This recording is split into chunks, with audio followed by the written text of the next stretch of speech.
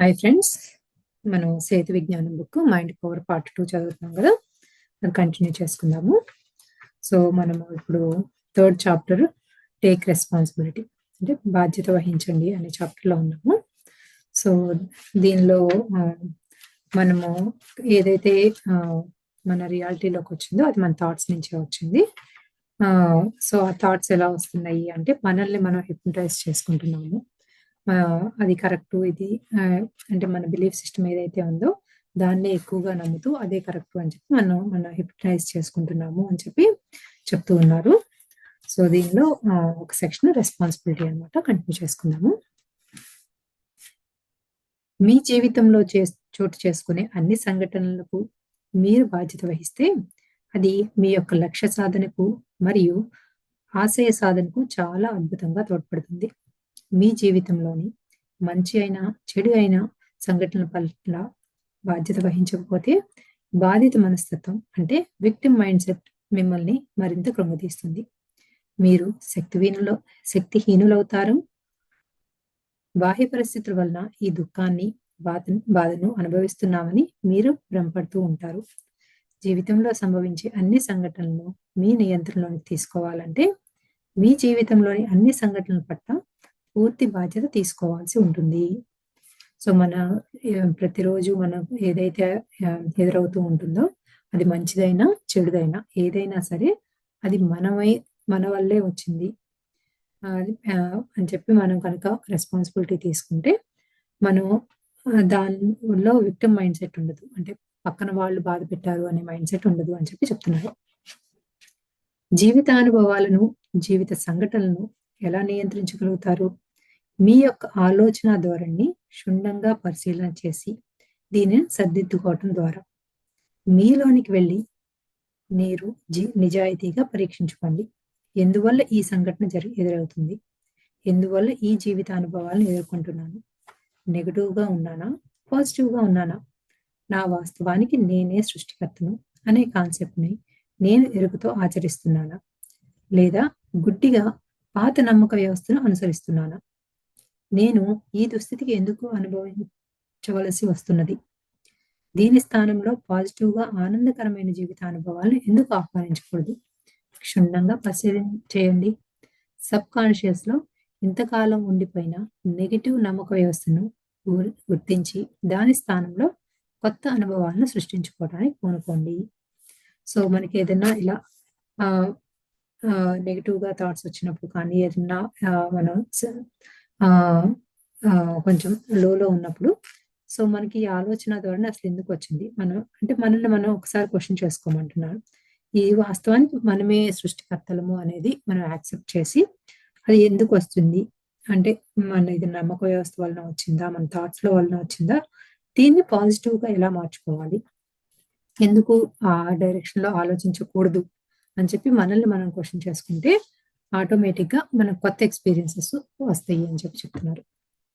Sub conscious నుండి conscious లోనికి ఆ నిరాశాకర నమ్మకాలను అంటే నెగిటివ్ బిలీఫ్స్ ని బయటకు పంపేయండి. మీరు దీనిపై పట్టు సాధించే విధంగా సాధన చేయండి. అప్పుడు మీరు మాస్టర్ అవుతారు. మీరు ఎంతగా ప్రాక్టీస్ చేస్తారో అంత సరళంగా మీ జీవితంలోని సంఘటనలను మీ నియంత్రణలో ఉంచుకోగల స్థితి వస్తుంది. మీ జీవితంలో ఎదురయ్యే అన్ని సంఘటనల పట్ల బాధ్యత మీదే. మీ బాధ్యతను ఇంకొకరు భర్తీ చేయలేరు. సో అసలు మన నెగిటివ్ బిలీఫ్ సిస్టమ్స్ ఏవైనా ఉన్నాయి వాటన్నిటిని బయటకు వదిలేయమంటున్నారు. అంటే వాటిని అంటే యాక్సెప్ట్ చేసి ఇన్ని రోజులు మనకు అది బిలీఫ్ సిస్టమ్ ఉంది, దాన్ని మార్చుకుందాము అని చెప్పి పాజిటివ్ గా ఆలోచిస్తూ అటువైపే ప్రాక్టీస్ చేస్తూ ఉందాం. అంటే మనకు వస్తున్న థాట్స్ ని అబ్జర్వ్ చేద్దాం, అవేర్ గా ఉండి అబ్జర్వ్ చేసి దాన్ని మార్చుకోవడానికి ట్రై చేద్దాం. సో అలా కనుక చేస్తూ ఉంటే అన్ని చాలా స్ట్రైట్ ఫార్వర్డ్ గా జరుగుతూ ఉంటాయి. అన్నిటికీ కూడా మనకి కావాల్సినట్లుగానే మన కంట్రోల్లోనే ఉంటుంది. అంటే మనకి అది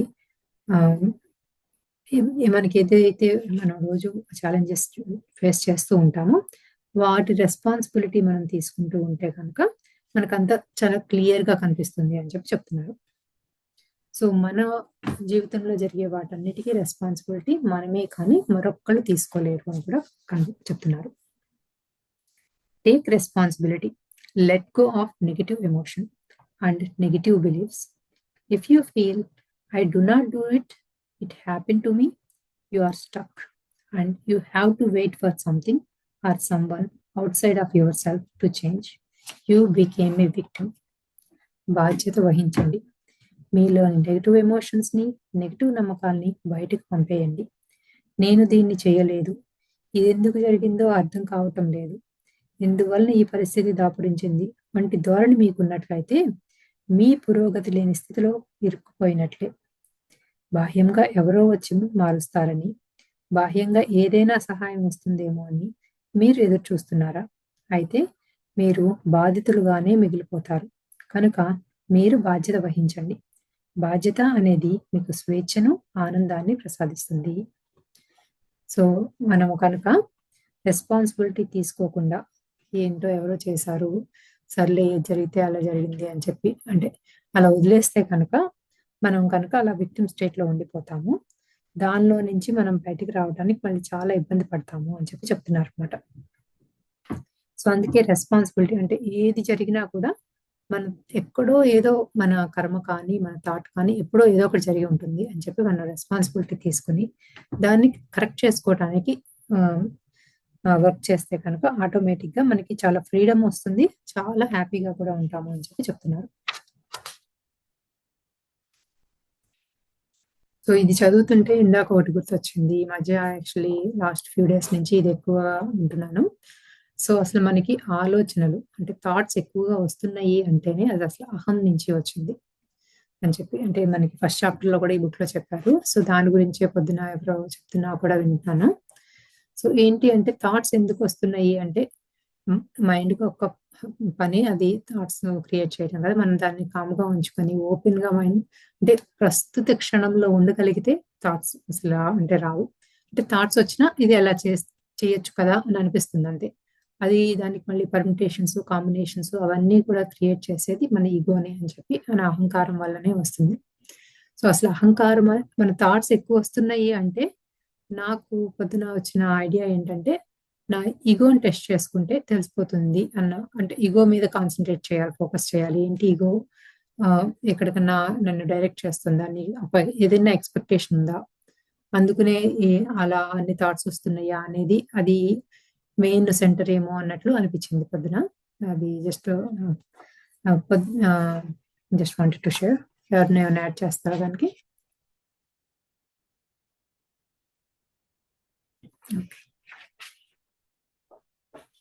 be selfish and manifest anything you desire. స్వార్థంతో ఉండండి, మరి మీరు వాంఛించిన వాటిని అన్నింటినీ నెరవేర్చుకోండి. స్వార్థంగా ఉండండి ఏ విషయంలో? మీ యొక్క లక్ష్యాలను ఎంచుకోవటంలో, మరి వాటిని వాస్తవ రూపం చెందించుకోవటంలో. ఒక మహాసముద్రంలో ఎంత నీరుని తీసుకోవాలో అంతా తీసేసుకోండి. నేను ఈ మహాసముద్రంలో నీరును తీసేందుకు పక్కవారికి, ఇతరులకి కొరత వస్తుందేమో అని ఆలోచించవద్దు. వాంఛించిన నీరును తీసుకున్నంత మాత్రాన ఇతరులకు కొరత ఏర్పడదు. సో మనకి అంటే చాలా డౌట్స్ వస్తూ ఉంటాయి కదా, మనకి పలానాది కావాలి, పలానా చేయాలి అనుకున్నప్పుడు మరి పక్కన వాళ్ళకు ఉందా ఉంటుందా, అంటే మనకి ఏదైనా నచ్చి తినేయాలి వచ్చినప్పుడు పక్కన వాళ్ళకు ఉందా ఉంటుందా లేదా అవన్నీ కూడా ఎక్కువ ఆలోచిస్తూ ఉంటాం కదా. అంటే అది ఆలోచన వద్దు. మీరు అంటే ఏ విషయంలో అంటే మనకి ఏవైతే సంకల్పాలు పెట్టుకుంటామో ఆ సంకల్పాలని చాలా స్వార్థంగా పెట్టుకుంటే అదే ఆ సంకల్పం మనకి మేనిఫెస్ట్ అవ్వాలి అని చెప్పి మనం గట్టిగా కోరుకోవటం. దాని దగ్గర అది అంటే దానివల్ల పక్కన వాళ్ళకి ఏమన్నా ఇబ్బంది పడతారా, లేకపోతే అది వాళ్ళకి సరిపోతుందా, అటువంటిది ఏమీ వద్దు అని చెప్పి చెప్తున్నారు. మీరు మీకోసమే ఈ భూమి మీద జన్మ తీసుకున్నారు. మీరు ఎంతెంతగా ఐశ్వర్యవంతులైతే అంతగా ఈ సంఘంను సహాయ సహకారాలను అందించగలుగుతారు. ప్రాపంచిక సంపద, ఆధ్యాత్మిక సంపద, జ్ఞాన సంపద ఏదైనా కావచ్చు. మీరు ఆకాంక్షించినది అంతా స్వార్థంతో వాస్తవ రూపం చెందించుకోండి. మహాసముద్రం నుంచి ఎంత నీరు తీసుకున్నా మీరు ఇతరులతో పోటీ పడటం లేదు. సో ఇది యాక్చువల్లీ చాలా సింపుల్ గా చెప్పేశారు. సో మనం అసలు ఈ భూమి మీదకి వచ్చింది, ఈ జన్మ తీసుకుంది మన కోసం మాత్రమే, పక్కన వాళ్ళ కోసం కాదు. సో మనం ఇక్కడ ఎంత డబ్బు సంపాదించాలి అనుకుంటే అంత సంపాదిద్దాం. పక్కన వాళ్ళని ఇబ్బంది పెడతాం కాకుండా ప్రాపర్ ఛానల్స్ లోనే చక్కగా డబ్బులు సంపాదిస్తూ ఉండటం వల్ల ఏమవుతుంది, మనము మన చుట్టూ ఉన్న సొసైటీకి, మన చుట్టూ ఉన్న వాళ్ళకి కూడా సహాయం చేయగలుగుతాం.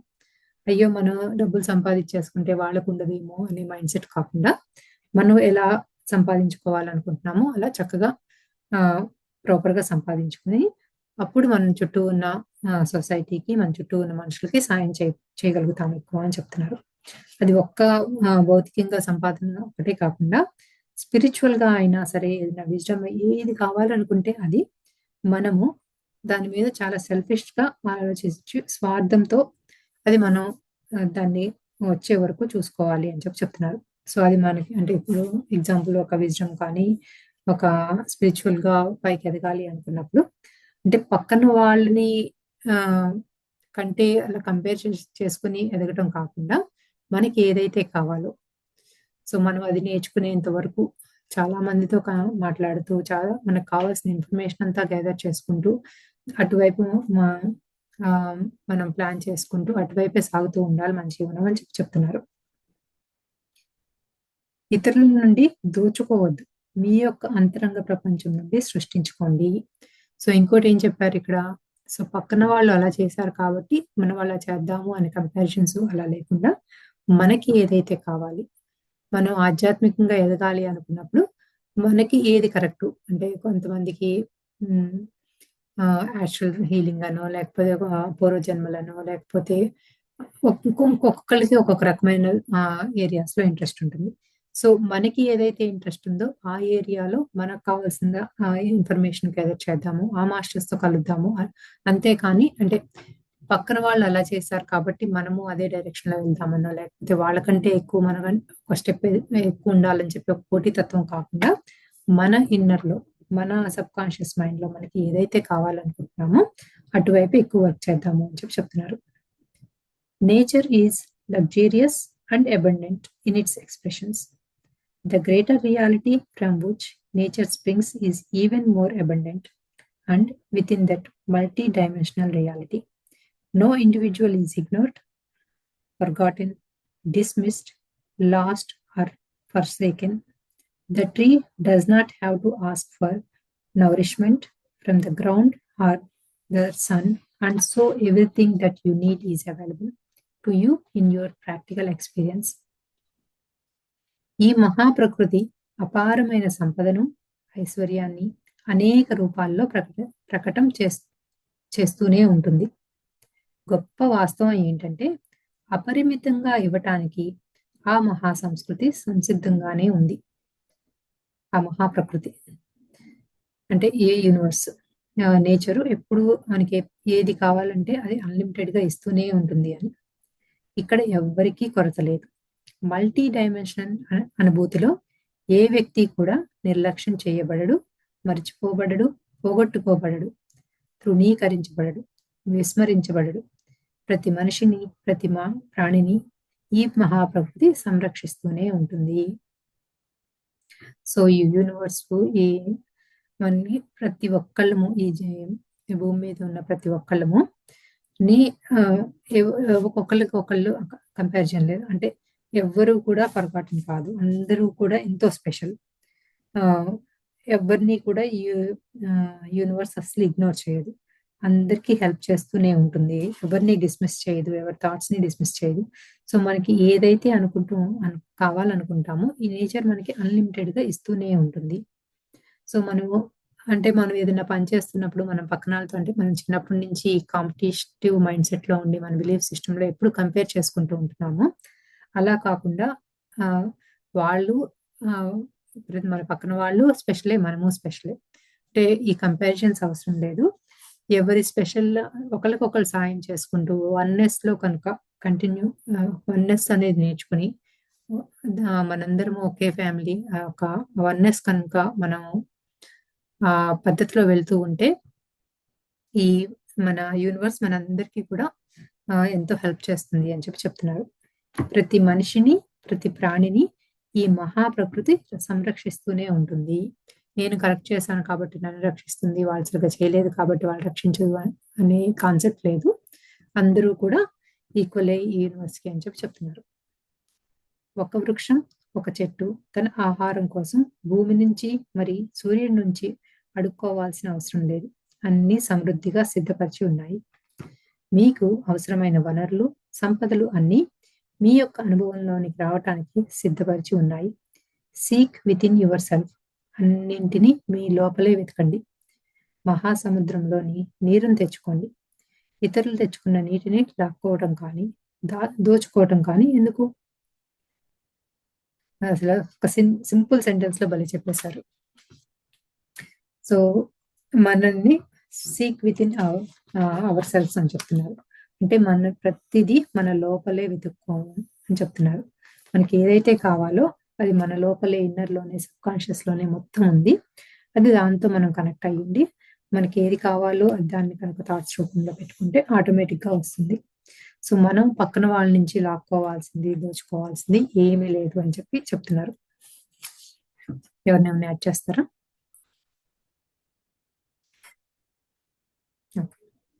You are an infinite being.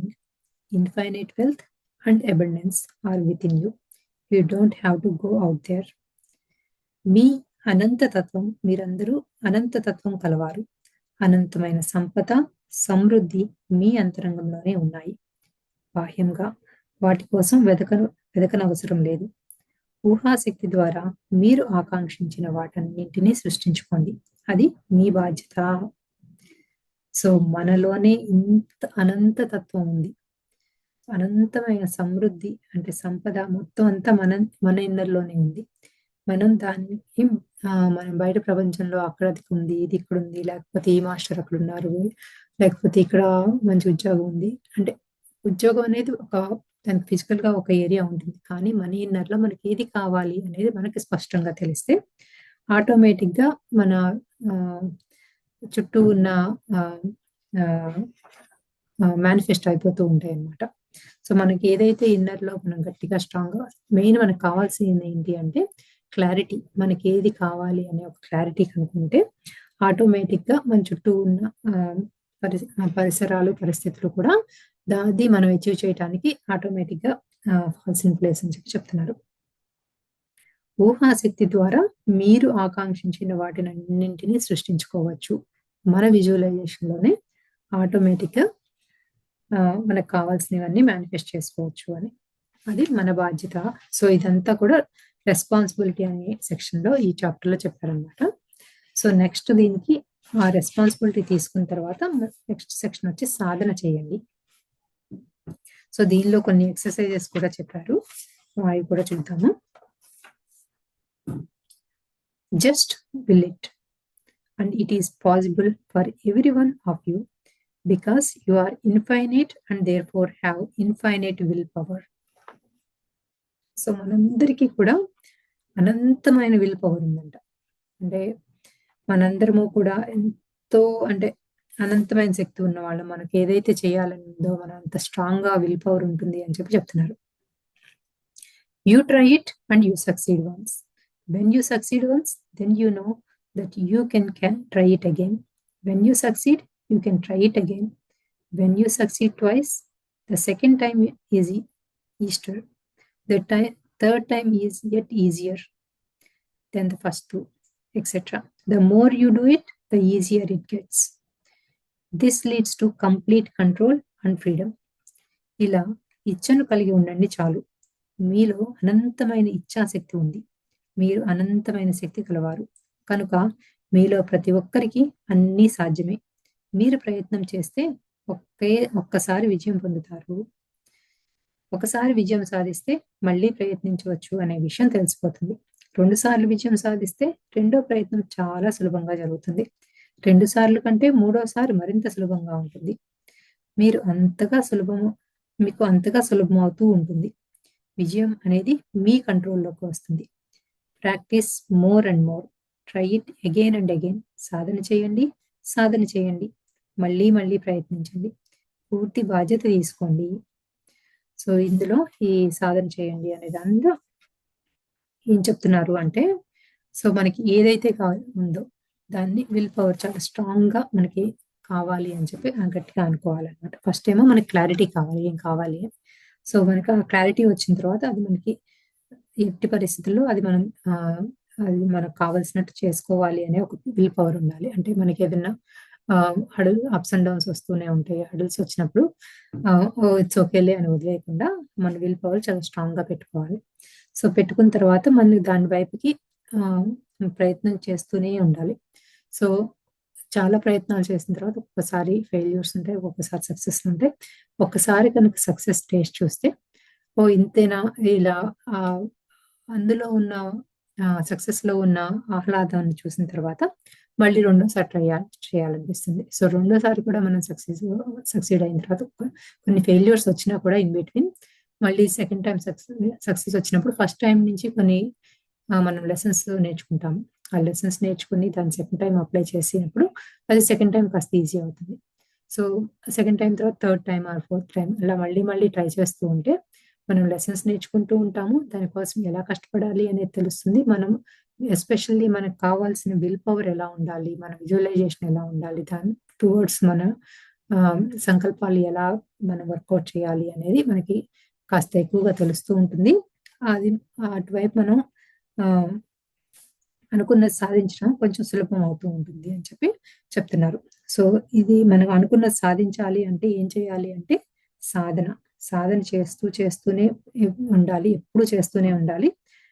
ఎప్పుడన్నా మధ్యలో ఫెయిల్యూర్స్ వచ్చినా కూడా పట్టించుకోకుండా మళ్ళీ మళ్ళీ ప్రయత్నిస్తూనే ఉండాలి.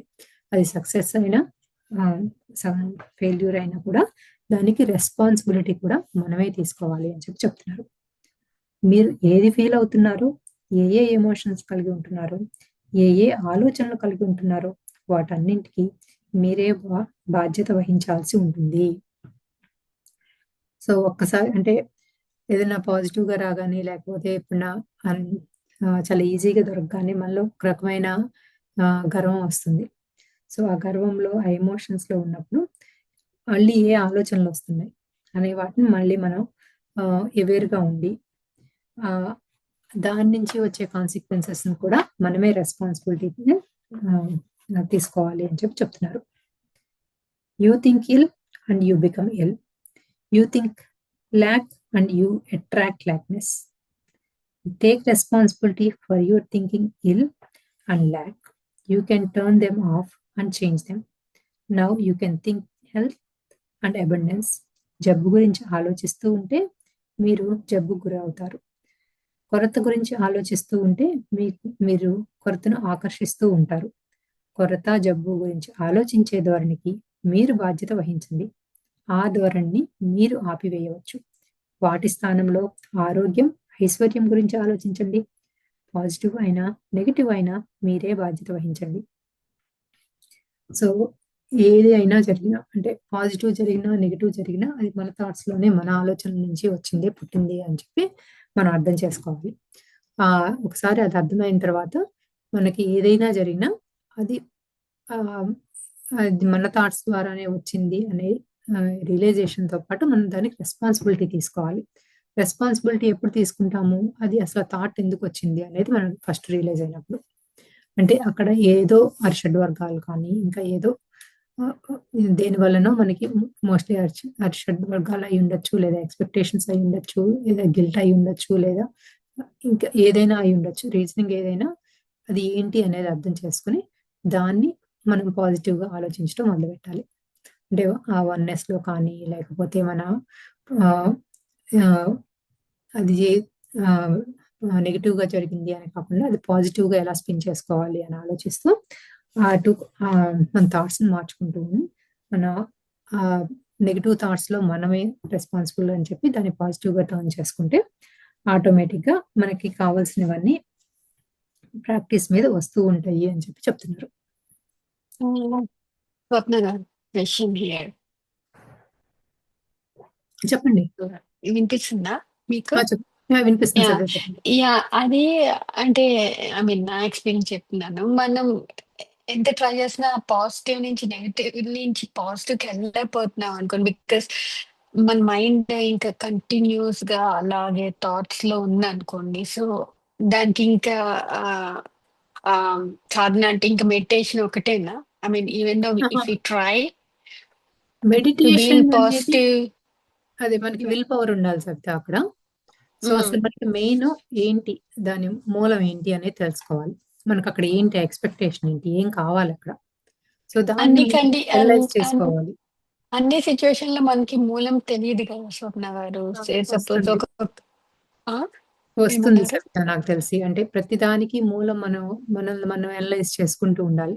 అసలు నా థాట్ ఇలా ఎందుకు వచ్చింది, నేను ఏం కోరుకుంటున్నాను అక్కడ, ఇది వద్దు అని కోరుకోవటం కాదు, ఏది కావాలి అని కోరుకుంటున్నాం అనేది క్లారిటీ రావాలి. అది రాకపోవటం వల్లే మనం థాట్స్ రాంగ్ డైరెక్షన్ లో వెళ్తున్నాయి అని చెప్పి ఇంతకు ముందు చదివాము నిన్న మొన్న.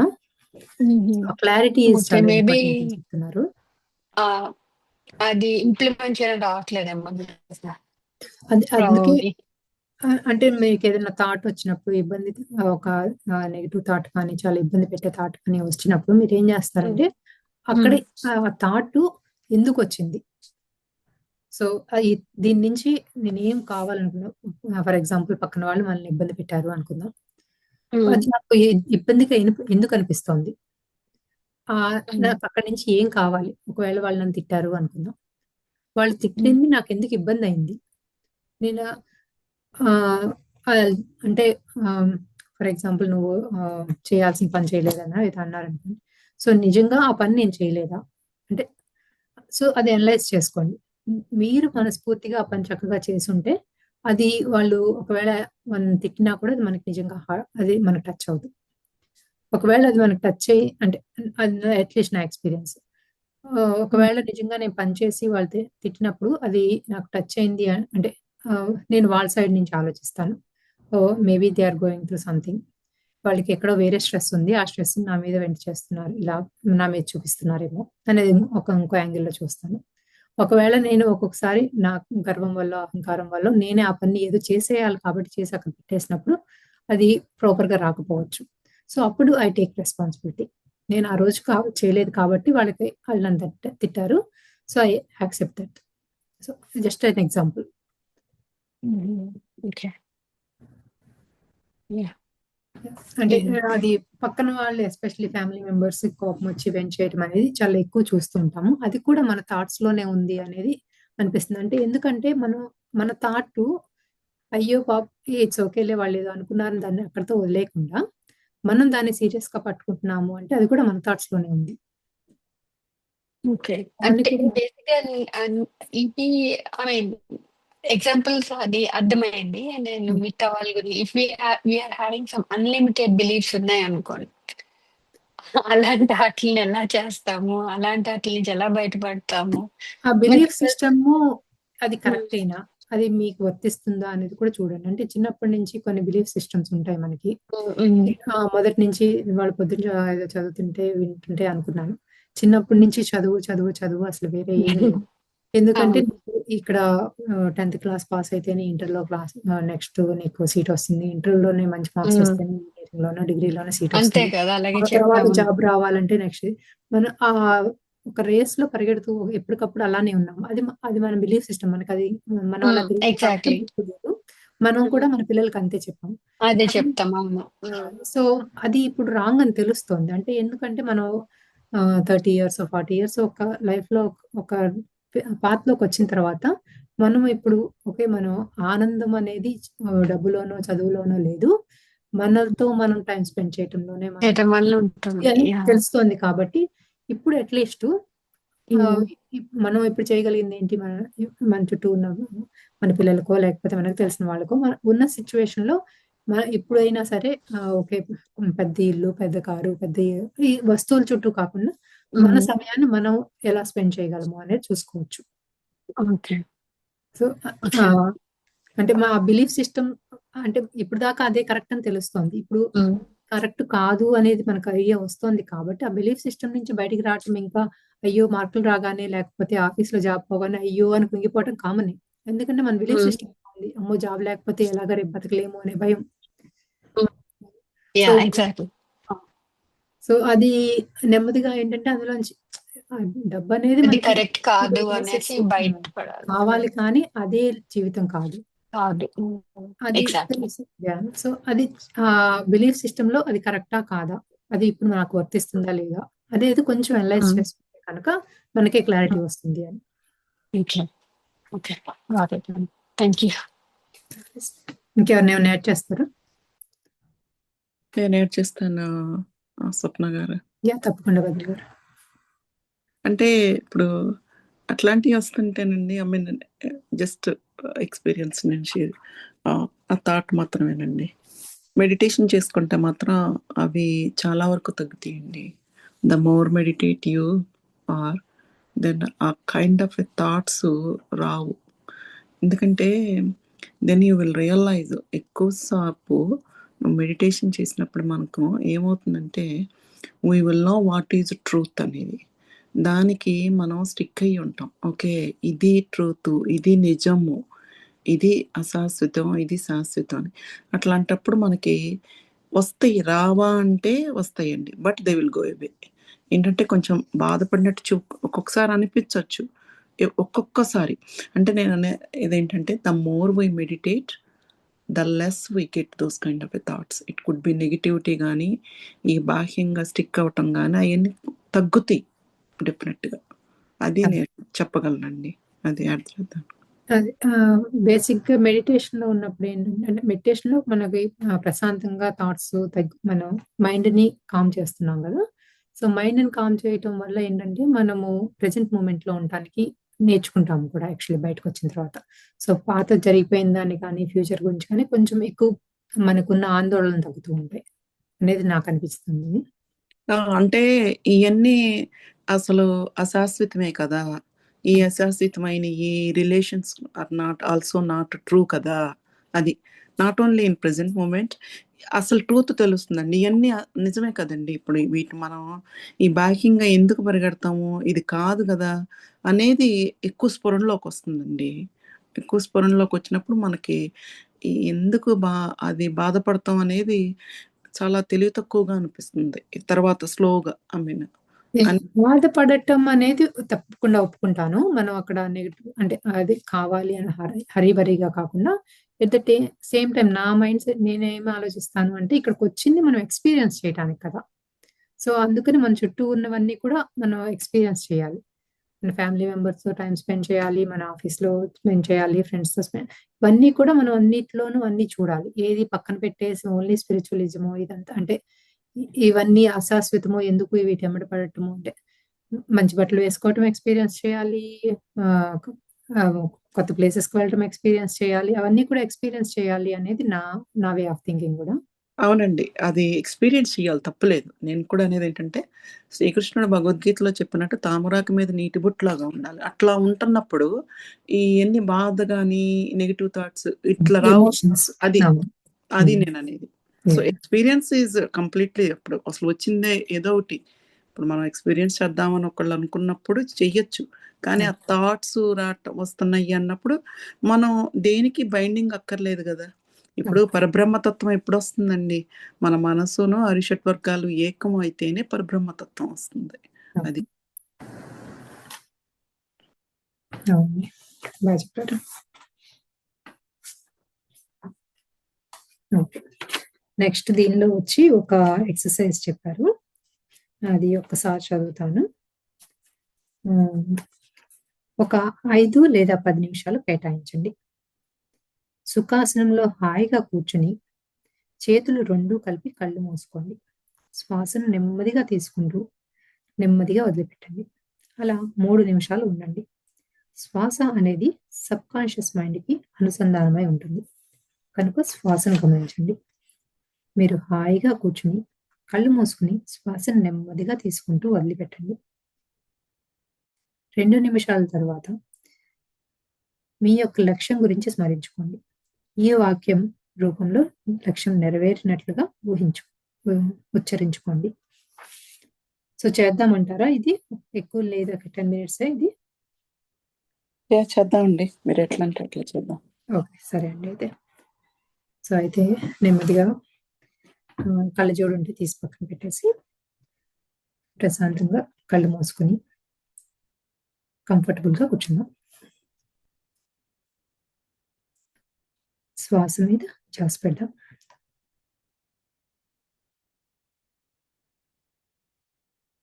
సో మన ఆలోచనలన్నీ ఏమీ లేకుండా శూన్య స్థితిలో ఉండడానికి ట్రై చేద్దాం.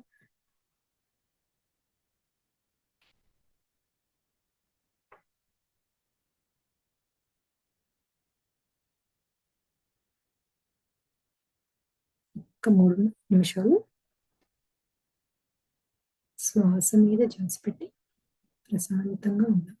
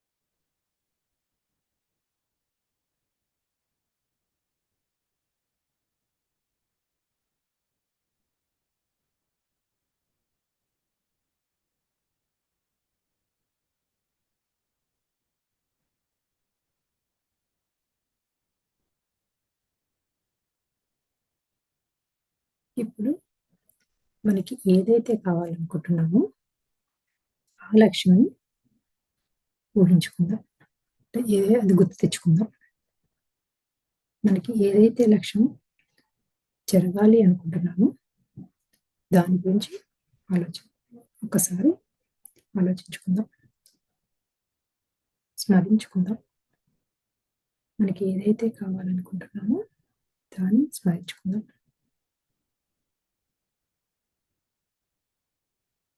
దాన్ని ఒక వాక్యం రూపంలో లక్ష్యం నెరవేరినట్లుగా ఊహించుకుందాం. సో మనకి ఏదైతే జరగాలి అనుకుంటున్నామో అది జరిగినట్లుగా ఊహించుకుందాం.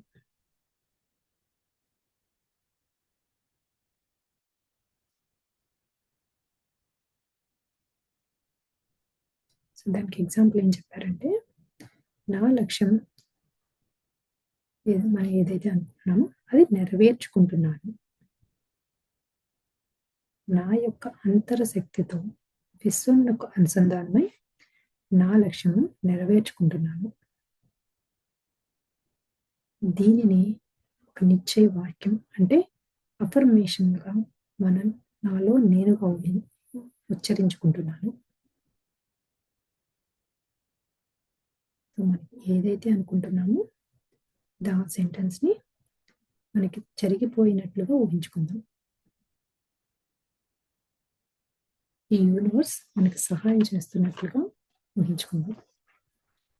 ఎంత వీలైతే అంతగా ఆ లక్ష్యం ఈ వర్తమానంలో అంటే ప్రెజెంట్ టెన్స్లో జరిగిపోయినట్లుగా ఫీలింగ్తో ఉందాం.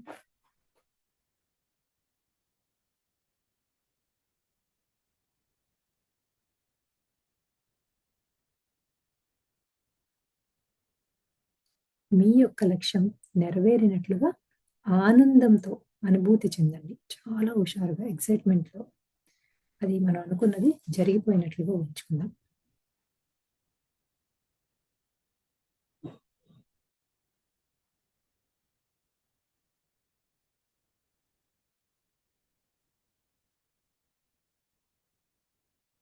అది జరిగిపోయినట్లుగానే ఎఫర్మేషన్స్ ఇచ్చుకుంటూ ఉంటాం.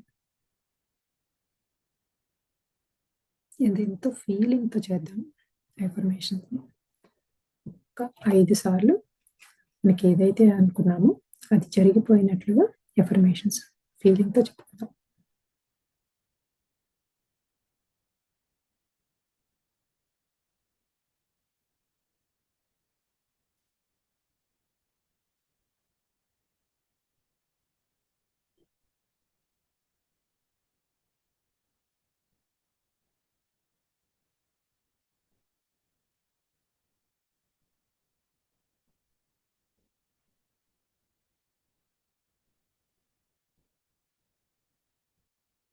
ఓకే.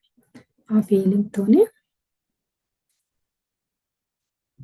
అది మనకేదైతే కావాలనుకున్నామో అది జరిగేన్ని రోజులు ఇలా ఎఫర్మేషన్స్ ఫీలింగ్‌తోనే అనుకుంటూ ఉందాం. ఇప్పుడు నెమ్మదిగా కళ్ళు తెరిచి మీ చేతి వేళ్ళని చూస్తూ మెడిటేషన్ నుంచి బయటకొచ్చేద్దాం.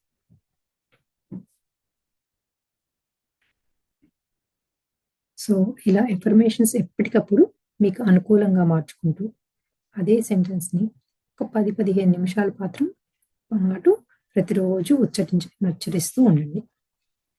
The repetition, mentally or verbally, is important because it activates biological patterns and reflects them. Do not strain.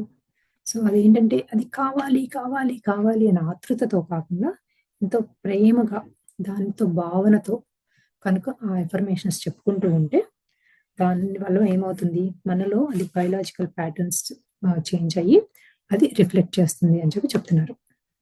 ఈ ఉచ్చారణ పునరావృతం చేయండి. మనసులో కానీ శబ్దం రూపంలో కానీ ఉచ్చరించవచ్చును.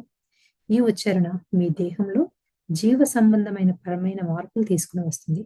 అలసిపోయేంతగా ఈ అభ్యాసం సాధన చేయవద్దు. సో ఏంటంటే అది మనసులో అయినా చెప్పుకోవచ్చు, లేదా బయటికైనా అనొచ్చు. మనకి ఏదైతే జరుగుతుంది అనుకుంటున్నామో, జరిగిపోయినట్లుగా ఊహించుకుంటున్నాం, ఇదంతా మన లోపల మనసులో కానీ బయటికి కానీ ఏదైనా చేయొచ్చు. సో అలా చేయటం వల్ల ఏమవుతుంది అంటే మన దేహంలో చేంజెస్ వస్తాయి అని. కానీ అది మనం అలసిపోయేంతగా మాత్రం చేయకూడదు. ఈ సాధన వలన మీ లోపల అంటే అంతరంగంలో కొన్ని మెకానిజమ్స్‌లు చోటు చేసుకుంటాయి. అవి విద్యుదయస్కాంత తరంగాల విద్యుదయస్కాంత తరంగాలుగా రూపాంతరం చెంది బాహ్య ప్రపంచంలోనికి మెదడు ద్వారా ప్రకటితమై జీవితానుభవాలుగా, భౌతిక వస్తువులుగా వాస్తవ రూపం చెందుతాయి. సో మనం ఏదైతే అనుకున్నామో అది మన ఇన్నర్‌తో కనెక్ట్ అయ్యి విద్యుదయస్కాంత తరంగాలుగా అంటే మ్యాగ్నెటిక్ రేస్ లాగా చేంజ్ అయ్యి మన థాట్స్ మనకి బయట ఫిజికల్ రియాలిటీలో బయటకు వస్తుంది అని చెప్తున్నారు. మీరు ఊహించని రీతిలో లక్ష్యాలు నెరవేరుతాయి. ఈ అభ్యాసంను రెగ్యులర్‌గా సాధన చేయండి. There is no need to continue the practice over 10 or 15 minutes. 10 లేదా 15 నిమిషాలకు మించి ఈ అభ్యాసంను సాధన చేయవలసిన అవసరం లేదు. సో రోజుకి ఒక 10-15 నిమిషాలు మనకు కావాల్సింది ఏదో ఇలా భావనతో విజువలైజ్ చేసుకుంటూ ఉండి అఫర్మేషన్స్ ఇచ్చుకుంటూ ఉంటే చాలు అని చెప్తున్నారు. ఈ వర్తమానంలోని అంటే ద ప్రెజెంట్ మూమెంట్‌ని లక్ష్యం నెరవేరినట్టుగా రకరకాలుగా అనుభూతులు పొందండి. Forget the exercise when it is completed. Do not try to overdo the exercise. ఆ సిట్టింగ్‌లో అభ్యాసం పూర్తయిన తర్వాత దాన్ని మర్చిపోండి. ఆ అభ్యాసంను అతిగా చేయవద్దు. ఏదైనా సరే మనం చేసేటప్పుడు అదే ప్రతి రోజంతా కూడా దాని గురించే వద్దు ఆలోచన. మనం చేసిన 10-15 నిమిషాలు మాత్రం దాన్ని చక్కగా భావనతో చేద్దాము. మిగిలిన దాన్ని అసలు మర్చిపోదామని చెప్తున్నారు. The initiative must be yours. You will never know unless you try the exercise. చొరవను చూపెట్టవలసిన బాధ్యత మీదే. అభ్యాసం సాధన చేయవలసిన బాధ్యత కూడా మీదే. ఫలితాలను అదే ఇస్తుంది. ఒక అభ్యాసంను సాధన చేసేటప్పుడు భవిష్యత్తు లేదా గతం గురించి పట్టించుకోవద్దు. ఈ వర్తమాన కాలంలో అంటే ఇన్ ప్రెజెంట్ మూమెంట్ లో ఉండండి. మీకు మీరే ఒక హిప్నటిస్ట్‌గా ఉండండి. ఈ అభ్యాస సాధనలో మీకు కొత్త ఐడియాలు స్ఫురించవచ్చు. వాటిని స్వీకరించండి. అవి మీ యొక్క లక్ష్య సాధనకు ఉపకరిస్తాయి. సో ఆ 10-15 నిమిషాలు అఫర్మేషన్స్ చేస్తున్నప్పుడు మనకు కొత్త ఐడియాస్ కూడా వస్తాయంట. సో ఆ కొత్త ఐడియాస్ వచ్చినప్పుడు వాటిని కూడా మనము ఎలా అయితే ఆ ఐడియాస్ని మన దానిలో ఇంక్లూడ్ చేసుకుని దాన్ని ప్రాపర్గా చేయొచ్చు అనేది ఐడియా, దాన్ని కూడా ట్రై చేయమని చెప్తున్నారు. ఎవరినైనా యాడ్ చేస్తారా?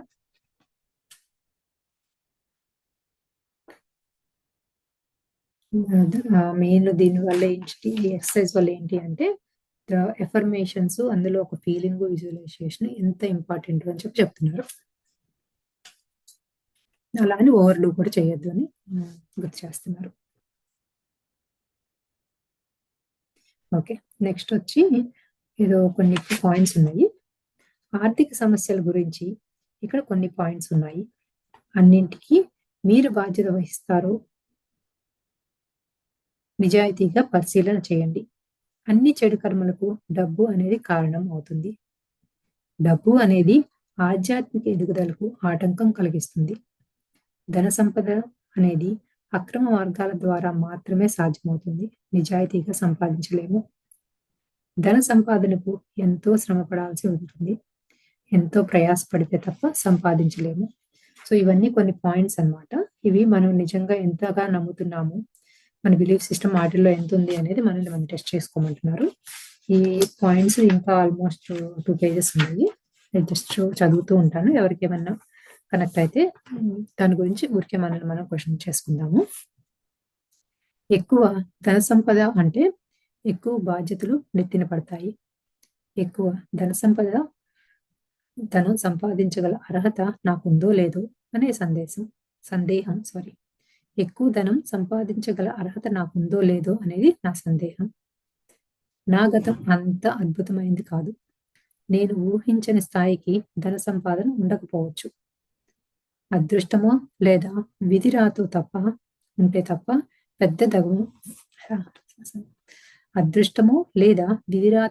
తప్ప పెద్ద ధనవంతుడు కాలేను. దేనికైనా పెట్టి పుట్టాలి కదా. ధనవంతుడు అవటం నాలాంటి వారికి సామాన్యమైన విషయం కాదు. ధన సంపాదనే జయంగా పెట్టుకుంటే జీవితంలో ఎంతో సమయం వృధా అవుతుంది. ఎన్నో త్యాగాలు చేయవలసి ఉంటుంది. ప్రజలను వంచించి, మోసం చేసి, దగా చేసి ధనం సంపాదించాల్సి ఉంటుంది. లేకపోతే సాధ్యం కాదు. చెరువు నిండితే కప్పులు చేరినట్లు నేను ధనవంతుణ్ణి అయితే బంధువులు, మిత్రులు నా నుంచి ధనం ఆశిస్తారు. నేను ధనవంతుణ్ణి అయితే బంధుమిత్రులు ఈర్ష, అసూయలు చెందుతారు. నేను ధనవంతుణ్ణి అయితే దానర్థం ఇతరుల నుండి నీకు చేరడం వల్ల వారికి ధనం తగ్గిపోతుంది. నేను కనుక ఎక్కువ ధనం ఉంటే మిగతా వాళ్ళ దగ్గర డబ్బులు తగ్గిపోతాయి అని ఒక థాట్ కూడా అంట.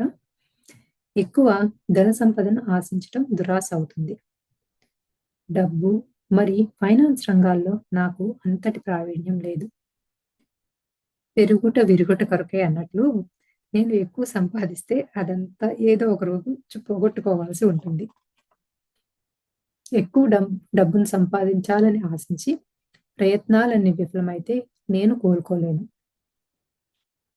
నాకు డబ్బు సంపాదించే శక్తి సామర్థ్యాలు ఉన్నాయి, కానీ దేనికైనా సమయం, సందర్భం రావాలి కదా. ప్రపంచ ఆర్థిక మాంద్యం, దేశాల మధ్య యుద్ధం, ఎన్నికల సమయం వంటి సాకులతో డబ్బు సంపాదనకు ఇది సరి అయిన సమయం కాదు అనుకోవటం. నేను ధనవంతుడిని కావాలనే కోరిక పెద్దగా లేదు. డబ్బున్న వారెవరూ ఆనందంగా ఉండలేరు. డబ్బు సంపాదన అనేది ఎన్నో కష్టాలతో, సంక్లిష్టాలతో కూడుకున్నది. డబ్బును సంపాదించాలంటే మొదటగా ఎంతో పెట్టుబడి పెట్టాలి, లేదంటే సాధ్యం కాదు. సులభంగా వచ్చే డబ్బు ఎప్పటికైనా పోగొట్టుకుంటాను. సులభంగా వచ్చే డబ్బుకు విలువ ఉండదు. ఈ కాలంలో ఎక్కడ చూసినా అవినీతి, మోసం, అక్రమాలు చోటు చేసుకుంటున్నాయి. కనుక ఇప్పుడు ఫైనాన్స్ రంగంలో రిస్క్ తీసుకోవడం అనవసరం. డబ్బు సంపాదన వలన చెప్పండి. స్వప్న గారు, సారీ అండి, ఈ బుక్ ఇప్పుడు మీరు సేతు ఆయన చెప్తున్నారండి ఇట్లా అంతే చెప్తున్నారండి. ఓకే ఓకే, సర్లేండి, అడుగుతున్నాను. పాయింట్స్ ఉన్నాయి. షూర్ అండి. జస్ట్ డబ్బు సంపాదన వలన ఎంతో ఒత్తిడి ఏర్పడుతుంది. ఆరోగ్య సమస్యలను ఎదుర్కోవాల్సి వస్తుంది. డబ్బు చాలా ఇవన్నీ సేతు చెప్పట్లేదండి. ఇవన్నీ మనలో ఉన్న బిలీఫ్ సిస్టమ్స్ ఏమో మనల్ని చెక్ చేసుకోమంటున్నారు. అదే ఓకే. అంటే మనలో ఉన్నాయి అన్ని ఉన్నాయా అని చెక్ చేసుకోమంటున్నారు, లేకపోతే ఉన్నాయి అని మనల్ని మనం పరిశీలించుకోమంటున్నారు. సో మనకి అంటే ఈ పాయింట్స్ ఏవైనా మనకి ఉన్నాయా, మనని వీటి ఎన్నింటి కి మీరు బాధ్యత వహిస్తారు. నిజాయితీగా పరిశీలించండి. ఈ పాయింట్స్ అన్నిట్లో కూడా మన బిలీఫ్ సిస్టమ్ ఎంత ఉంది అనేది టెస్ట్ చేసుకోమంటున్నారు. వీటిలో ఎన్ని నమ్ముతాము? సపోజ్ డబ్బు తింటాం. ఉంటేనే సుఖము అనేది మనం నమ్ముతామా లేదా అని, అవును. For example. ఫర్ అంతేనండి? ఎగ్జాంపుల్ అంతే. అవును. ఓకే. అది డబ్బు అంత ఈజీగా రాదు. ఎప్పుడు ఏదో పెట్టుబడి పెట్టాలి, పెద్ద బంధువులు. పెట్టుబడి పెట్టాలి. అవును. అదే దట్ ఈస్ ఆల్సో అన్ని ట్రూనేనండి, అందుకని అడుగుతున్నాను ఇవన్నీ అంటే కూడా. మన బిలీఫ్ సిస్టమ్ అలా ఉందండి. మోసం చేసి దాగా చేస్తే గానీ డబ్బులు రావు, ప్రాపర్ గా రావు. అది సిస్టమ్ మనకి correct. బిలీఫ్ సిస్టమ్ లో ఉంది కదా. సో అవును. వీటిలో ఎంత నమ్ముతున్నామో ఒకసారి మనం చెక్ కష్టపడితే కూడా వస్తాయి చేసుకోవాలి. కదండి జాబ్. అవును. అవును. కష్టపడితేనే వస్తాయి, సులభంగా రావు అనే ఒక థాట్ కూడా ఉంది వీటిలో. సో మనకి ఎన్ని ఆవర్తిస్తున్నాయి అనేది చెక్ చేసుకోమంటున్నారు. అదే డబ్బు చాలా సమస్యల్ని సృష్టిస్తుంది. నాలో నాయకత్వ లక్షణాలు తక్కువ కనుక డబ్బును సక్రమంగా నిర్వహించలేను. ధనికులు, కుబేర్లు సమాజానికి చీడ పురుగుల్లా వేధిస్తున్నారు. బాగా డబ్బు సంపాదించి నేనేమిటో నిరూపించుకుంటా. డబ్బు ఎక్కువగా ఉన్నప్పుడే ధైర్యంగా పెట్టుబడులు పెట్టగలం. డబ్బు అనేది నాకు ముఖ్యం కాదు. నా తల్లిదండ్రుల ఆశయాలే నాకు ముఖ్యం. వారి అడుగుజాడల్లోనే నడుస్తాను. హార్డ్ వర్క్ మాత్రమే డబ్బు సంపాదనకు గల ఏకైక సీక్రెట్. ఇప్పుడే అనుకున్నాం కదా. క్రింది మధ్య తరగతిలో ఉండే మనుషులు ధనవంతులు అవ్వాలంటే సామాన్య విషయం కాదు. డబ్బును నా అంతట నేను సంపాదించగలను. ఇతరుల నుండి సహాయం అస్సలు కోరను. అలా కోరితే చిన్న చూపుకు లోనైపోతాను. నేను ప్రస్తుతానికి కంఫర్టబుల్ గానే ఉన్నాను. డబ్బుపై అంతగా ఆశ లేదు. నేను గృహిణి కనుక కొన్ని పరిమితులు ఉంటాయి. కనుక ఎక్కువ ధనార్జనకు అవకాశం ఉండదు. నేను స్త్రీ కనుక ఎక్కువ ధనార్జనకు ఎన్నెన్నో ఆటంకాలు ఎదురవుతూ ఉంటాయి. ఈ చిన్న వయసులో ఎక్కువ ధనార్జన పూనుకోవటం మంచిది కాదు. నా వయసు మళ్ళిన తర్వాత ఇక ధనార్జన చేయలేను. నా కుటుంబ నేపథ్యం పేదరికం నుండి కనుక సంపద యొక్క సృష్టి కష్టం. ఫ్యామిలీ బ్యాక్గ్రౌండ్ అంతా పూర్లో కాబట్టి నాకు డబ్బు సంపాదించడం రాదు అని. సో ఇలా నెగటివ్ ఎమోషన్స్ ని కలిగి ఉంటారు. వాటి పట్ల మీరు బాధ్యత అంటే రెస్పాన్సిబిలిటీ తీసుకోవాల్సి ఉంటుంది. ఇలా చాలా పాయింట్స్ ఇవ్వాల్సి ఉంది. కానీ ఈ పుస్తకంలో పేజీలో పరిమితుల వల్ల మరో పుస్తకంలో సంపద యొక్క సృష్టి అనే పుస్తకంలో creation of wealth the Ramtha book లో విస్తారంగా చర్చించుకుందాం. ఈ పుస్తకం త్వరలోనే ప్రింట్ అవుతుంది. సో ఇవన్నీ కూడా మనకు కావాల్సిన ఎక్స్క్యూజెస్ అని చెప్పి చెప్తున్నారు అనమాట. సో మనం డబ్బు సంపాదించలేకపోవటానికి అంటే మనకు డబ్బు సంపాదించాలి అని ఉండి సంపాదించలేకపోవటానికి మనం ఇచ్చుకునే ఎక్స్క్యూజెస్, వీటన్నిటికీ రెస్పాన్సిబిలిటీ మనమే తీసుకోవాలి అని చెప్పి చెప్తున్నారు. సంపద, ధనం, ధనార్జనం ఇత్యాది విషయాల పట్ల ఎన్నో అపోహలు, సరికాని నమ్మకాలు అంటే ఫాల్స్ బిలీఫ్స్ కలిగి ఉండటం వలన మీరు ఎంత ప్రయత్నించినా మీ సబ్ కాన్షియస్ మైండ్ లో నిద్రాణమై ఉంటున్న ఈ నెగటివ్ ఎమోషన్స్ బయటికి నెట్టేస్తే తప్ప పురోగతి పొందలేరు. అనేక జన్మల నుండి మరి ఈ జన్మలో అనేక సంవత్సరాల నుండి నెగటివ్ ఎమోషన్స్ మరి సరికాని నమ్మకాలు మీలోనే అంతరంగంలోనే ఒక కొండలాగా పేరుకుపోయి ఉన్నాయి. వాటిని బయటికి పంపేయటానికి కొంత సాధన అట్లీస్ట్ 15 minutes a day చేయవలసి ఉంటుంది. ఈ పని ఎవరు చేస్తారు? మీరే చేయాలి. మీ జీవితంను మలుపు తీసుకోవాల్సిన బాధ్యత మీదే. సో యాక్చువల్లీ ఇందాక సబిత లాగౌట్ అయినట్టున్నారు. సో ఇది యాక్చువల్లీ సబిత గారు అడిగిన క్వశ్చన్ కూడా ఇది యాక్చువల్లీ కరెక్ట్ ఆన్సర్ ఇదేనేమో అనిపిస్తుంది. సో మనకి ఈ ఫాల్స్ బిలీఫ్స్ మనలో ఇంతగా పేరుకుపోయి ఉన్నాయి కదా. సో అవి మనకి అసలు రాంగ్ అనే విషయం కూడా మనకి తెలియట్లేదు. అంటే ఇందులో కొన్ని చదువుతున్నప్పుడు కరెక్టే కదా అనిపించింది. నాకు ఆ బిలీఫ్ సిస్టమ్ ఉంది, దాన్ని ఇంకా అదే నిజమే అని నా నమ్మకంలోనే ఉన్నాను మరి. సో అది ఫాల్స్ బిలీఫ్ అనే అర్థం అది ఎనలైజ్ చేసుకుని దాన్ని మనలో నుంచి దాన్ని బయటికి తోసేస్తే కానీ మనకి కావాల్సిన టర్నింగ్ పాయింట్ రాదు జీవితంలో అని చెప్పి చెప్తున్నారు. ఎవరినైనా యాడ్ చేస్తారా?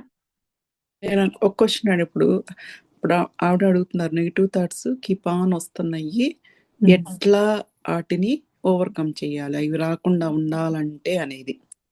ఇప్పుడు ఇక్కడ ఫాల్స్ బిలీఫ్ సిస్టమ్ ఉంది. వాటిని రానివ్వకుండా వాటిలో నుంచి బయటపడాలి. సో అవును. ఇక్కడ కీ పాయింట్ రెండిటికి మూలం ఏంటంటే ఏం చెయ్యాలి అనేది కదా. అవును. మనం మరి ఇందాక ఏం చెప్పారు, ఎఫర్మేషన్స్ తీసుకుని మనం దాని మీద ఒక 15 minutes ఎవ్రీడే దాని మీద వర్క్ చేయమంటున్నారు. ఓకే. యా. సో మనలో అది అంటే అది బిలీఫ్ సిస్టమ్ కరెక్టా కాదా ముందు మనం చెక్ చేసుకోవాలి. మెయిన్ అది నెగిటివ్ ఎమోషన్స్ అయినా, నెగిటివ్ థాట్స్ అయినా, ఈ ఫాల్స్ బిలీఫ్స్ అని ఇది అసలు కరెక్టా కాదా, మనకి ఇది వర్తిస్తుందా లేదా అని మనం నిజంగా మనం క్వశ్చన్ చేసుకోవాలి. దానికి మనమే రెస్పాన్సిబిలిటీ తీసుకోవాలి. అది ఒకసారి తీసుకున్న తర్వాత దాని మీద ఒక 15 minutes ఎవ్రీడే ఎఫర్మేషన్స్ ఇస్తూ వర్క్ చేయాలి. అని ఇప్పుడు ఈయన ఇట్లా చెప్తున్నారు అంతేనండి. అంతేనండి. అవును. ఓకే. ఇవన్నీ కూడా ఫాల్స్ బిలీఫ్స్ అని చెప్పారనమాట. కొన్ని ఎగ్జాంపుల్స్ ఇచ్చారు. ఇది ఫైనాన్షియల్ రిలేటెడ్ గా. ఇంకా దేనికి సంబంధించిన అయినా ఇప్పుడు ఇందాక తను అడిగినట్లే నాకు ఇప్పుడు ఆ 2 కనెక్ట్ అయినట్లే అనిపిస్తుంది. మరి మనకి నెగిటివ్ థాట్స్ వస్తూ ఉంటే పద్దాక వస్తూ ఉంటే ఎందుకు వస్తున్నాయి అంటే అది అసలు మనకి ఇంకా రిలేటెడా కాదా? సో దానిలో నుంచి బయటికి రావడానికి ట్రై చేయాలి ఫస్ట్.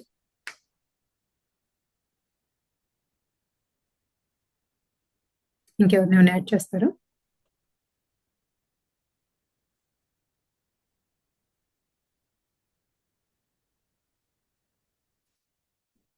ఓకే. అయితే యాక్చువల్లీ ఇవాళ ఇక్కడితో ఆపుతాము. మళ్ళీ నెక్స్ట్ వీక్ కంటిన్యూ చేద్దాము.